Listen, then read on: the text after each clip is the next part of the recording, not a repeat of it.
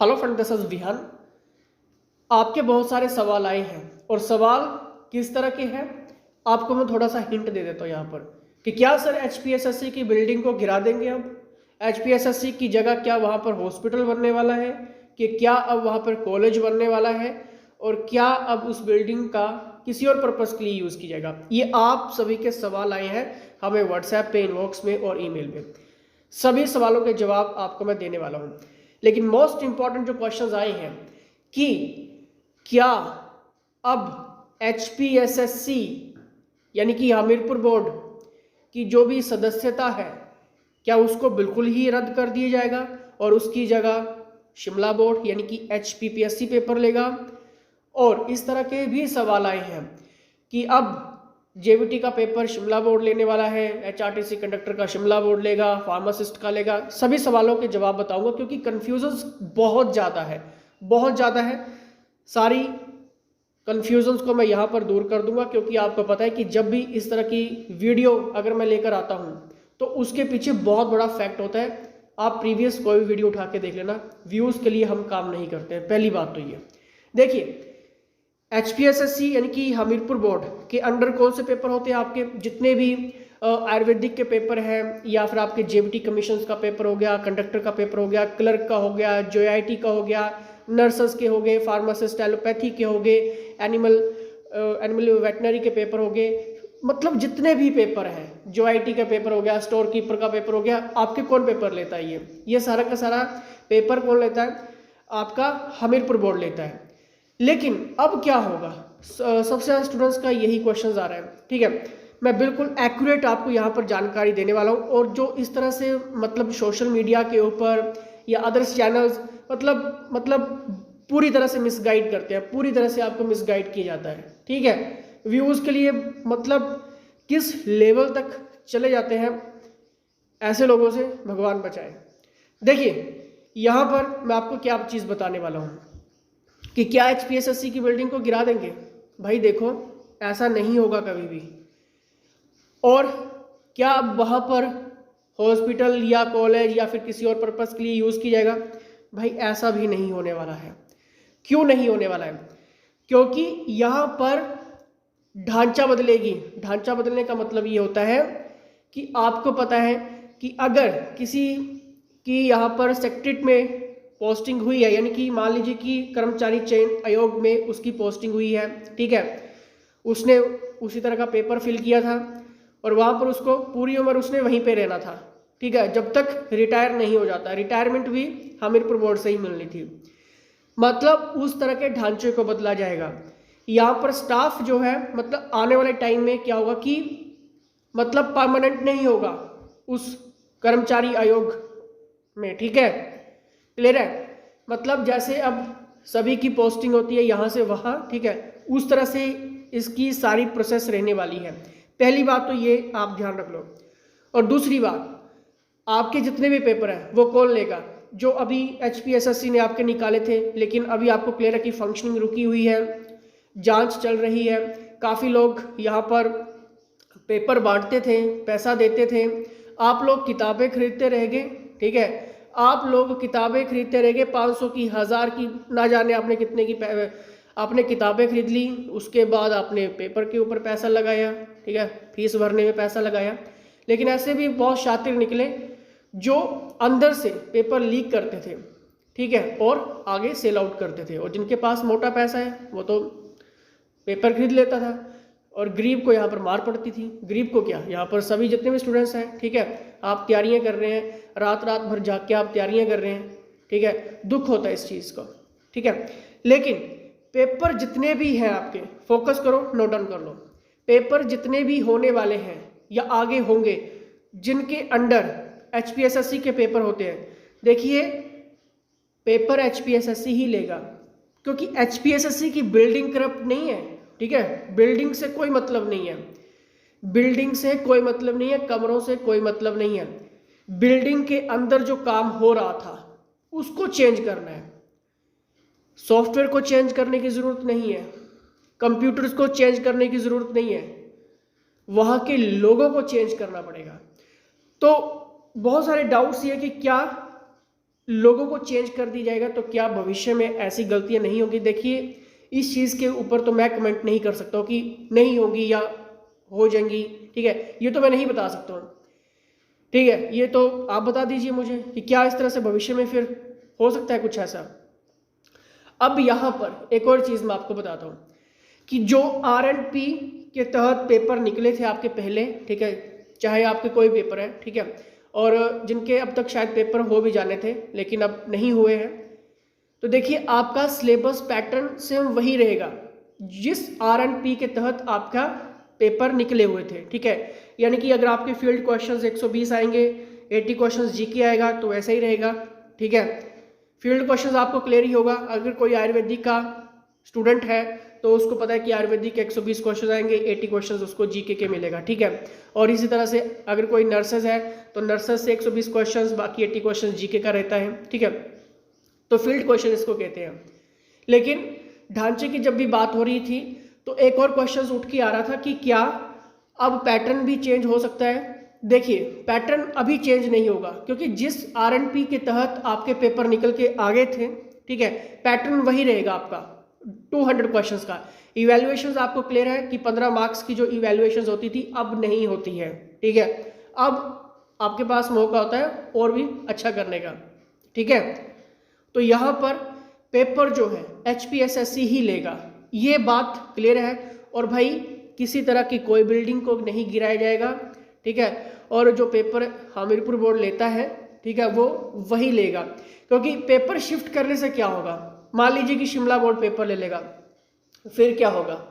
काम तो वहाँ पे भी एम्प्लॉयज ही करता है, कोई बिल्डिंग थोड़ा ना काम करेगी कि बिल्डिंग खत्म करके उसको डिस्ट्रॉय करके आप शिमला, हाँ जी, कि शिमला बोर्ड से ले लेते हैं पेपर। तो ये सॉल्यूशंस नहीं है, ठीक है, कि शिमला बोर्ड हमारा पेपर ले तो जी बिल्कुल ट्रांसपेरेंसी होगी और बिल्कुल एक्यूरेट रिजल्ट आएंगे। ये सॉल्यूशंस नहीं है। सॉल्यूशंस क्या है? सॉल्यूशंस यही है कि जो भी वहाँ पे स्टाफ मेंबर्स हैं, जो भी विभाग में लगे हुए हैं, जो भी चयन आयोग में काम करते हैं, उनके ऊपर कुछ ऐसी कमेटीज बनाई जाए ताकि उनके ऊपर भी नज़र रखी जाए। और जो सिलेक्शन प्रोसेस है, हर 1 से 1.5 साल के बीच में उस पूरे के पूरे स्टाफ को चेंज कर दें। 1 से 1.5 साल के अंदर अंदर नया स्टाफ लेकर आए, उसको भी 1 से 1.5 साल में चेंज करो, नया स्टाफ लेकर आओ। लेकिन अब एक और दिक्कत यहाँ पे है, जिन्होंने ऑलरेडी चयन आयोग में जिनकी पोस्टिंग थी और यहीं से उन्होंने रिटायरमेंट लेनी थी, तो अब उनका क्या होगा? सिंपल सी बात है, सरकार के पास बहुत सारे हथियार होते हैं, ठीक है। सरकार चाहे तो कुछ भी कर सकती है, उनको कहीं और पोस्टिंग दे सकती है, इसमें कोई दिक्कत नहीं है। थोड़ी छोटी सी अमेंडमेंट करके, रूल पास आउट करके उन सभी को कहीं और भेज दो, इसमें कोई दिक्कत नहीं है, कोई बड़ी बात नहीं है, ठीक है। क्योंकि ऐसे बहुत सारे एम्प्लॉयज़ हैं वहाँ के जो ये बोल रहे हैं कि हमने तो यहीं से पूरी उम्र तो हमने यहीं पे लगानी थी। ऐसा नहीं होगा, उनको पोस्टिंग करो, ठीक है। और जितना भी डिपार्टमेंट अगले टाइम आएगा तो उसको भी 1 से 1.5 साल के अंदर अंदर कहीं और शिफ्ट करो। मतलब हर 1 से 1.5 साल में अगर शिफ्टिंग होती रहेगी तो इसमें ट्रांसपेरेंसी तो मुझे लगता है कि होगी, क्योंकि ज़्यादा टाइम नहीं मिलेगा। एक और चीज़ मैं आपको बताता हूँ, क्योंकि यहाँ पर फिक्स होते थे लोग 25-25 साल से लगे हुए हैं, 30-30 साल से लगे हुए हैं, ठीक है। तो कहीं ना कहीं उनके जो रिश्तेदार हैं या फिर कहीं पे कोई ऐसे सेंटर्स हैं, उनके साथ टाई अप कर लिया, पेपर बेच दिए, तो कहीं ना कहीं एक इजी हो जाता था उनके लिए ये प्रोसेस करना। और ये चीज़ें शायद कभी बाहर भी नहीं आती, ठीक है। लेकिन यहाँ पर अगर हम ढांचे को, जो सरकार का निर्णय है, ये तो काबिल तारीफ है, इसमें कोई शक नहीं है कि अगर ढांचा बदलना है तो स्टाफ को हर 1 से 1.5 साल के बीच में चेंज करते रहो। जैसे आपके IPS ऑफिसर होते हैं, ठीक है, 1 साल पोस्टिंग अगर हिमाचल में हो रही तो दूसरी बार उनकी कहीं वेस्ट बंगाल पहुंचा देते हैं, उसके बाद उनको कहीं लद्दाख पहुंचा देते हैं, उनको कहीं दिल्ली, ठीक है, उनको छत्तीसगढ़, राजस्थान, ठीक है। इस तरह से उनकी शिफ्टिंग होती रहती है 1 से 1.5 से 2 साल के अंदर अंदर। तो हिमाचल में जो भी चयन आयोग में आएंगे नेक्स्ट 1 से 1.5 साल में उनकी भी इस तरह से सर्कल करते रहो, कोई दिक्कत नहीं आएगी। एक और क्वेश्चन था कि सभी एग्जाम्स को आप ऑनलाइन कर दो, ठीक है, यानी कि ऑनलाइन सॉफ्टवेयर कंप्यूटर के माध्यम से सभी बच्चों के टेस्ट लिए जाएं। लेकिन देखिए यहाँ पर आपको खुद पता है कि हिमाचल में अभी जो कंप्यूटर की व्यवस्था है, ठीक है, अगर आप कभी लाइब्रेरी गए होंगे, ठीक है, आपको पता है कि फर्स्ट 2 लाइनों में तो कंप्यूटर अच्छे वर्क करते हैं, लास्ट की लाइंस में कभी कंप्यूटर चलता ही नहीं है। आपने भी कई बार देखा होगा। एक फैक्ट ये आता है। दूसरा ये कि हिमाचल में इस तरह की कोई भी लाइब्रेरीज नहीं है कि सभी बच्चों का टेस्ट कंप्यूटर के ऊपर करवाया जा सके। मान लीजिए पटवारी का पेपर होने वाला है, 2.5-3 लाख बच्चा 4 लाख पेपर भरेगा, ठीक है, तो क्या इतने कंप्यूटर वन टाइम पे अवेलेबल करवाना पॉसिबल होगा? मुझे तो नहीं लगता, क्योंकि इतने कंप्यूटर, इतने सेंटर्स, अगर सरकार चाहे तो सब कुछ हो सकता है, ऐसी बात नहीं हो सकता है, हो सकता है। उनको प्राइवेट जितने भी स्कूल्स हैं उनके साथ उनको टाई अप करना पड़ेगा, उनकी बिल्डिंग्स को हायर करना पड़ेगा, क्योंकि एग्ज़ाम तो हर दूसरे तीसरे महीने होते रहेंगे। कभी किसी फील्ड का एग्ज़ाम होगा, कभी किसी फील्ड का एग्ज़ाम होगा, कभी किसी फील्ड का एग्ज़ाम होगा, ठीक है। तो स्कूल की भी स्टडी बर्बाद ना हो, वेस्ट ना हो, और जो बाकी एग्ज़ाम होंगे वो भी प्रॉपर चलते रहें। तो एक तो ये तरीका है कि सही पेपर को ऑनलाइन कर दो, लेकिन ऑनलाइन जाने से पहले आपको पता है कि इसके लिए एक बहुत स्ट्रॉन्ग मैनेजमेंट चाहिए, ठीक है, क्योंकि इस तरह की अभी कोई भी लाइब्रेरीज हिमाचल में नहीं है, क्लियर, कि एक साथ पेपर करवाए जा सके। अगर शिफ्टिंग में होगा तो अलग अलग के पेपर्स आएंगे, तो फिर दिक्कत क्या होगी? पहला शिफ्ट वाला बोलेगा कि भाई थर्ड शिफ्ट में जो पेपर आया वो बहुत इजी था, थर्ड शिफ्ट वाला बोलेगा कि सेकंड शिफ्ट में जो पेपर आया वो बहुत इजी था, अगर मुझे सेकंड शिफ्ट में नंबर मिलता तो मेरी तो कट ऑफ ही काफ़ी हाई आती। फिर इस तरह के क्वेश्चंस उठेंगे, फिर इस तरह के सवाल उठेंगे, ठीक है। तो पेपर जिस तरह से अभी होते आए हैं, अगर सरकार अच्छे से कमेटी इसमें गठित करती है, ठीक है, और दोषियों को अच्छे से सजा देती है, अच्छे से सजा इन द सेंस कि दोबारा अगर कोई करने की सोचे तो पहले इन टाइम को याद कर ले, ठीक है। और पेपर लीक हिमाचल में भी हो रहे हैं, राजस्थान में हो रहे हैं, बिहार में हो रहे हैं, तो ये बहुत बड़ा गिरोह है जो पकड़ना चाहिए। और अगर पेपर ऑनलाइन जाते हैं तो ये सबसे बेस्ट रहेगा। तो फिर हो सकता है कि फिर कल को आपको अदर स्टेट में जाके पेपर देने पड़े। अगर जैसे मान लीजिए कि हिमाचल की ऑक्यूपेंसी बिल्कुल फुल है, तो हो सकता है कि आपको चंडीगढ़ जाना पड़े, दिल्ली जाना पड़े, लेकिन वहाँ पर फिर आपको कितना प्रॉब्लम हो सकती है, आपका वैसे फाइनेंशियल लॉसेस हैं, ठीक है, स्टूडेंट बेचारा क्या क्या करे, तो ये चीज़ भी कभी पॉसिबल नहीं हो सकती है, ठीक है। अगर ऑनलाइन पेपर लेने हैं बच्चों के, क्योंकि बहुत सारे मैसेज आए थे बच्चों के कि ऑनलाइन कर दी जाए, ऑनलाइन कर दिया जाए, लेकिन ऑनलाइन जाने से पहले सरकार को एक बिल्कुल स्ट्रॉन्ग मैनेजमेंट करना पड़ेगा। ऑनलाइन अगर होते हैं फिर तो बहुत बेस्ट है, उसमें 0% फिर गलती की गुंजाइश होती है, क्योंकि ऑन द स्पॉट पेपर आपकी स्क्रीन के ऊपर आता है सॉफ्टवेयर के जरिए, ठीक है, उसमें 0% की गलती होती है, फिर कोई भी लीक नहीं कर सकता है पेपर को, कोई भी नहीं, अगर पेपर ऑनलाइन होते हैं तो।